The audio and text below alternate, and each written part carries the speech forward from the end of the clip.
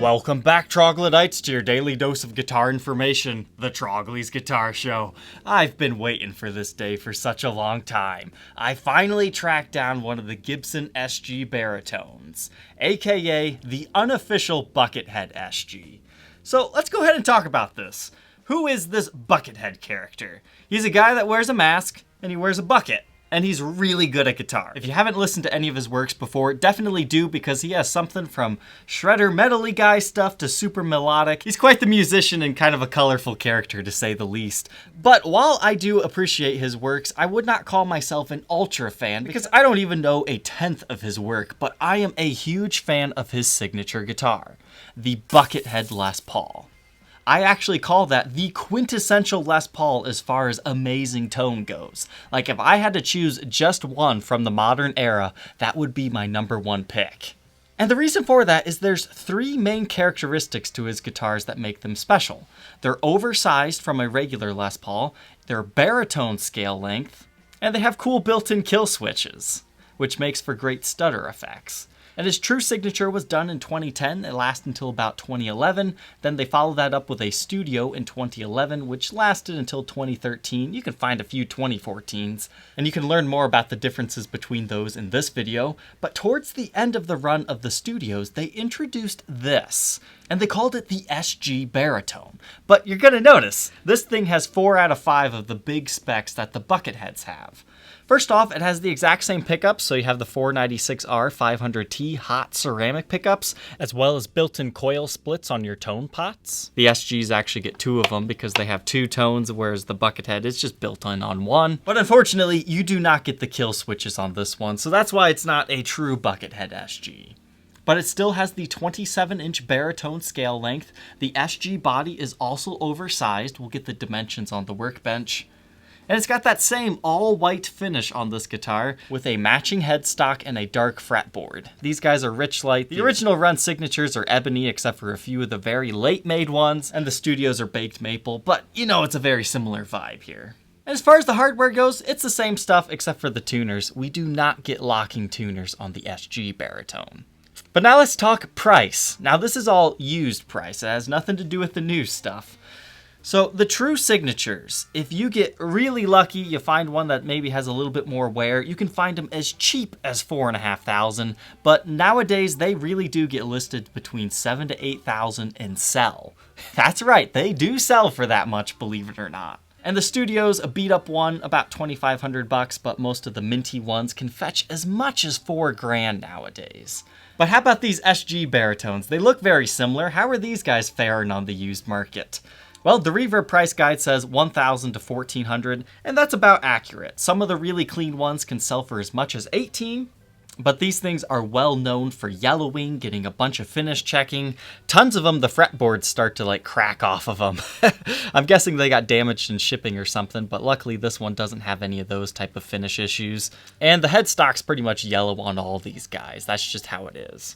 So to find a clean one took a while. This one's got some players wear that we'll go over later on, but this is a beautiful example to document.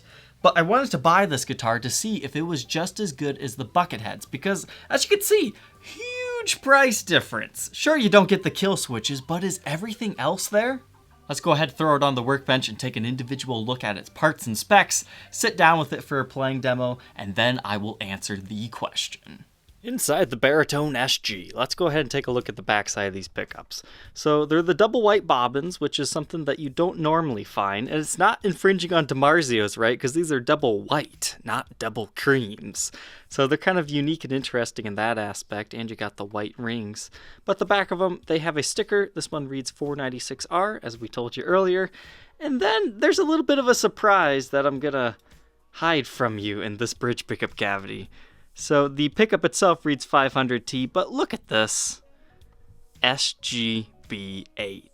That is the exact same thing as you'll find in the Les Paul Bucketheads. So was this initially meant to be a Buckethead signature SG that he didn't sign off on? Or does BH mean something that we don't know? Because B could stand for baritone, but what would H mean? I'm drawing a blank, so this is officially the Buckethead SG. This is also what the Buckethead says in the neck pickup, AW for Alpine White. Gibson always has really shoddy looking SG joints on these things, but apparently that's the way it's supposed to look. You got your typical dull router bit stuff in here. That's just comes with part of owning a Gibson, unfortunately. You can also see where that lead got cut a little bit at the factory because these pickups have never been in and out. But as far as the bridge, it's just your standard PW branded one, so nothing too fancy here. And your tailpiece is also full weight, and it's made by Advanced Plating Incorporated. I told you earlier that this was an oversized SG, but let's go ahead and grab some measurements here. Now this is all approximations. I don't want anybody making fakes. It's about 11.5 inches right there, whereas a regular SG is 10.5. Then farther down the body, it's about 14 inches when it's regularly 12.5. Now measuring from like where the heel ends, you get about 18 inches long, whereas a regular SG is about 16 there. So I hope that kind of illustrates for you how much larger this SG is than regular, because unless you see it side by side another one, you don't necessarily see it. But it's just this crisp white finish. They got some nice carves right here, so it really sculpts out the body. And your coil splits on this one are on the tone knobs. But you get these really cool white clear speed knobs here. I'm digging those, and you do not have a poker chip on these guys, and it's just a white switch tip. That's another small difference between the Buckethead model. Sometimes you'll see people put a red one on here just for that. And you guys will be happy to know this one's actually already spoken for. I'll still make a reverb listing for it so you can see the photos. But he's planning to put a kill switch in this one, so it will truly become the Buckethead SG. That'd be interesting if they would have chambered this SG, like make it even thicker, but no, it's just a solid mahogany body joined on with a mahogany neck, and this has a Richlight fretboard. Now you can tell Richlight from ebony because if you look at it, do you see any wood grain? No. You'll normally find like these light scratches and whatnot, but don't confuse that for wood grain. I personally don't mind Richlight, but I don't prefer it over ebony.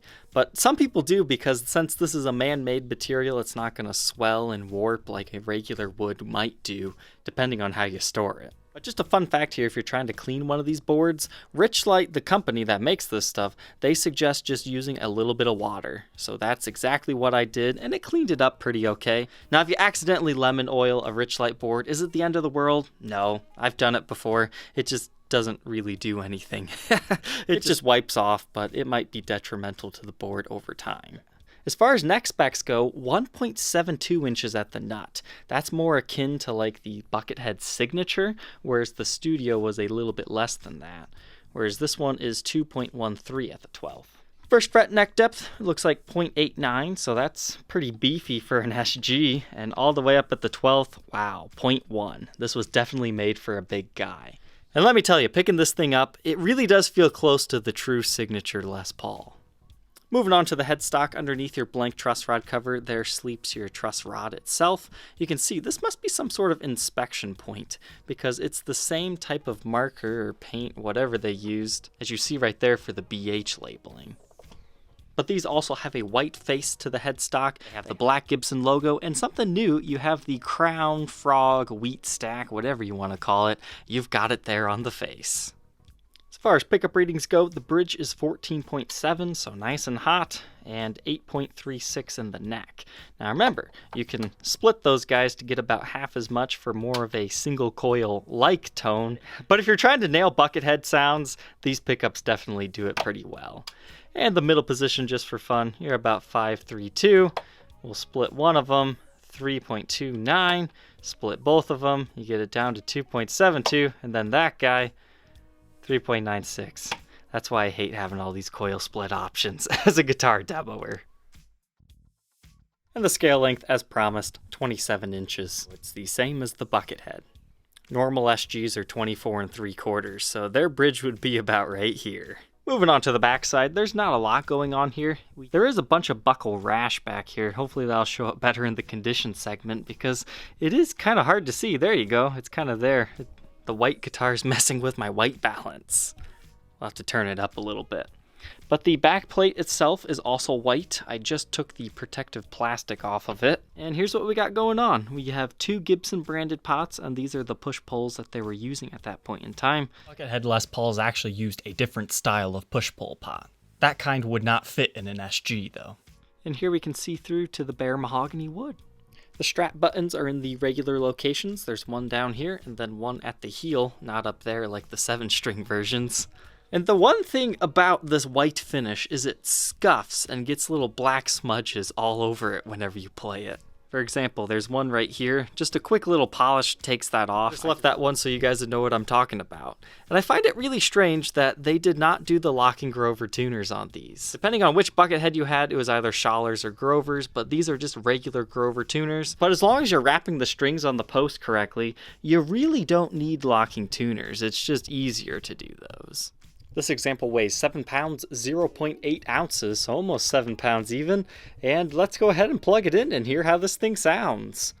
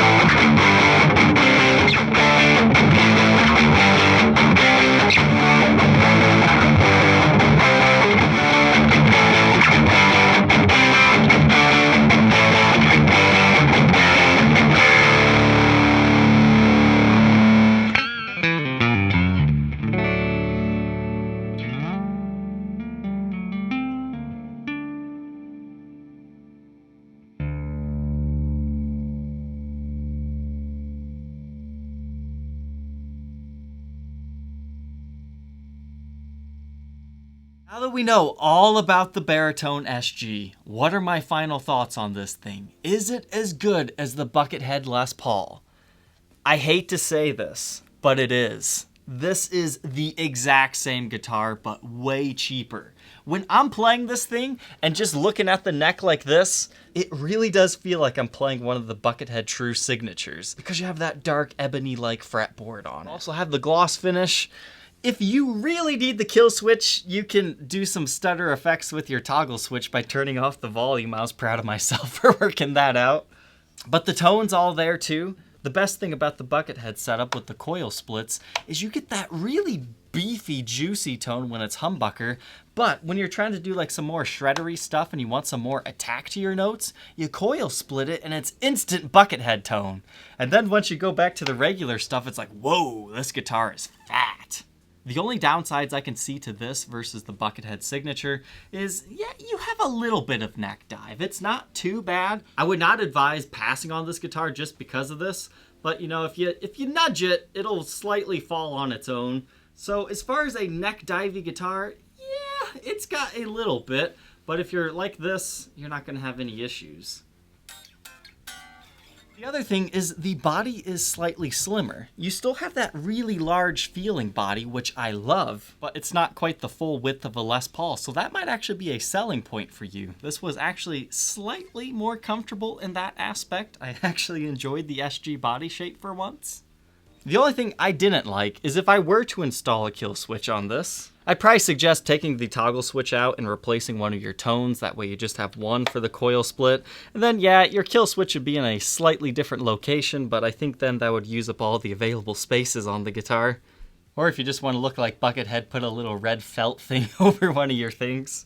But I don't like the front output jack. I'm a side output jack guy. Like this, it kind of annoys me, especially when I'm trying to get to these controls. But if you just use a 90-degree angle jack, that wouldn't be an issue, but I don't want to have a special jack just for the special guitar. So if you've always wanted a Buckethead Les Paul, man, I hate to see what's going to happen to the used market of these after I release this video, but I've got to say it, this is a fantastic guitar. I'm really sad that I sold this before I did the review and demo, because it really is a beautiful guitar that plays just as well as the True Signature. So take that for what it's worth. It is a beautiful guitar and I highly suggest them.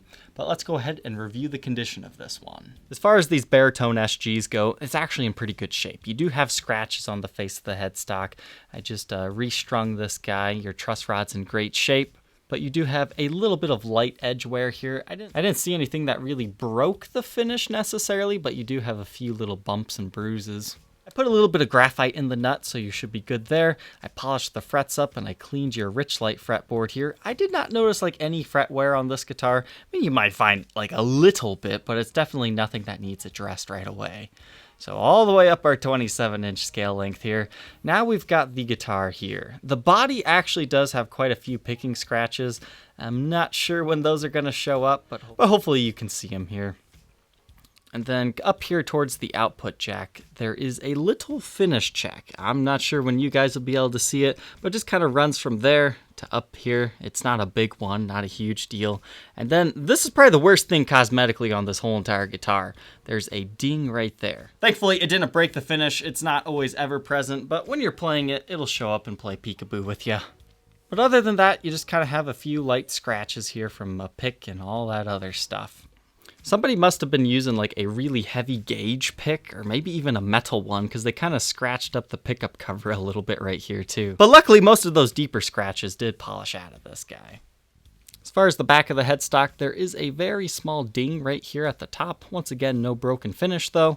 I did not notice any large impressions on the neck anywhere, so you're good to go there. And the neck does feel very similar to the Buckethead Signature one, so if that's something you're curious about, now you know. And the back of this one, while it does look really clean from this angle, but once you get it in the light, you can start to see that patch of buckle worming right here. But that's kind of one of those things that just plays peekaboo with you. I would not let that scare you away from this example. Go around the edges real quick. Everything's looking pretty good here. Sometimes you'll find some black scuffs on these, but luckily all the ones that I saw pretty well polished out on this guy. So it is a very clean example of an SG baritone. It's hard to find these things in clean shape. Yep, doesn't this look familiar? The pickups and pickup rings always do that super bright glow. It's really cool in person, because the camera doesn't quite catch the reflections that it puts on the body itself. It's just kind of cool. But everything's looking good on the face of the body here. Our headstock is also glowing the way I would want to see. Take a quick look around the edges here, as well as the back. And the back of the neck, you can tell that this one hasn't been played too much because sometimes the sweat will absorb into the finish and discolor it. Always take a quick look at our heel, and everything's looking good. I do want to mention one small thing that I'm noticing. When you shake the guitar, something moves. It's not like a solder blob. Oh, I figured it out. It's the push-pull pots. That's what's doing it, because they're kind of moving forward and back. But now that we're talking about the knobs, let's take a closer look at those guys. That's cool. This particular one comes in its original Gibson USA case. It's custom made for the baritone scale length, so nothing else is really gonna fit this.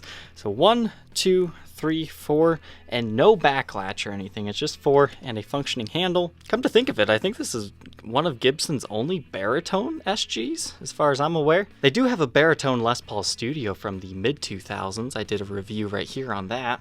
But this is one of them Costa Rican-made Gibson cases. Let's just verify that really quick. Yep, right there. And if you want to know how I know it's a Costa Rican-made one, before I even look at the tag, they are ridiculously heavy in comparison to everything else. And they have like what I call dog fur interior. It's kind of like an off-white. It just feels like you're petting a husky or something.